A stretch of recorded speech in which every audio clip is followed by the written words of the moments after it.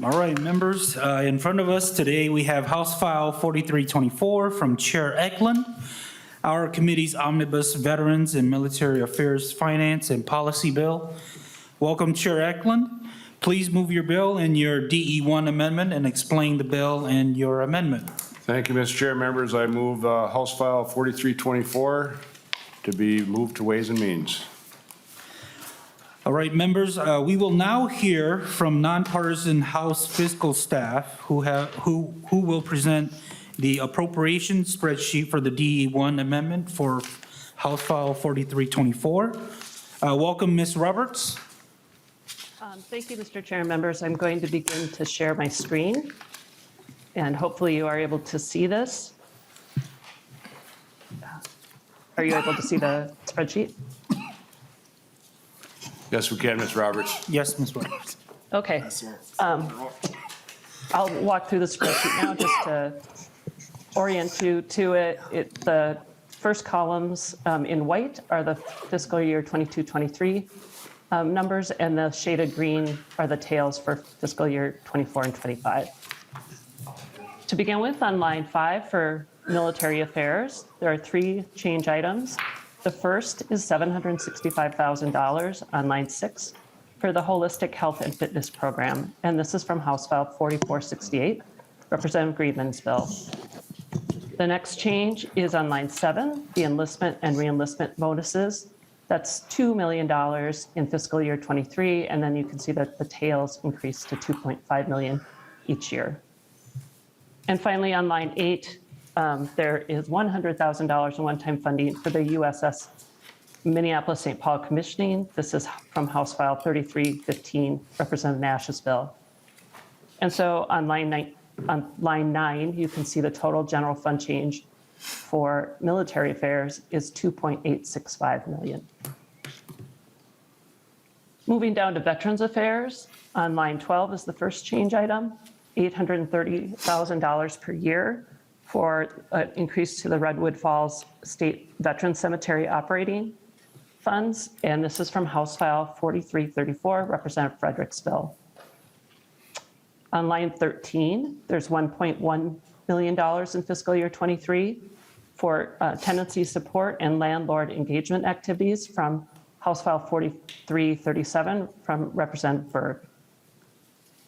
On line 14, $8.8 million in fiscal year 23 for low barrier permanent supportive housing for veterans. This is from House File 4324, the chair's bill. On line 15, you'll see $500,000 in fiscal year 22. And this is for the Fargo VA Medical Center, the Fisher House construction. And this is from House File 4311, Representative Keeler's bill. On line 16, $1.74 million in fiscal year 23. And that is for temporary housing options and increasing engagement and outreach activities from House File 4358, Representative Eklund's bill.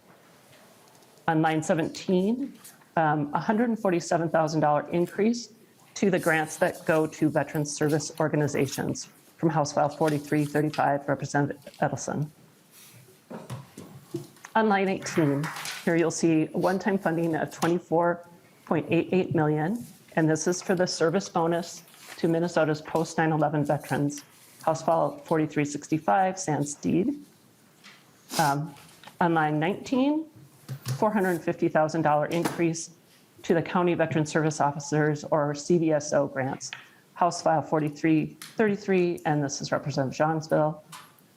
On line 20, $468,000 for the Metro Meals on Wheels, House File 3036, Representative Edelson's bill.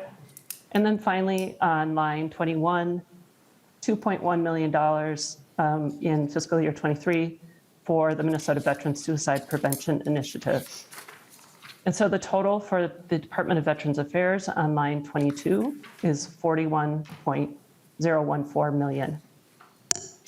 And the total within the DE amendment for the two agencies combined, you'll see on the bottom line of the spreadsheet, is $43.879 million from the general fund. And I will stop sharing my screen in case unless there are questions.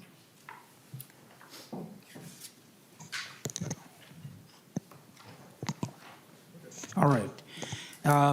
Members, we will now hear from nonpartisan House research staff who will present the policy aspects for the DE1 amendment for House File 4324. Welcome, Mr. Debo. Good afternoon, Mr. Chair and members. I'll be covering Article 2 of the DE amendment, which is comprised of 3 bills that the committee recently heard.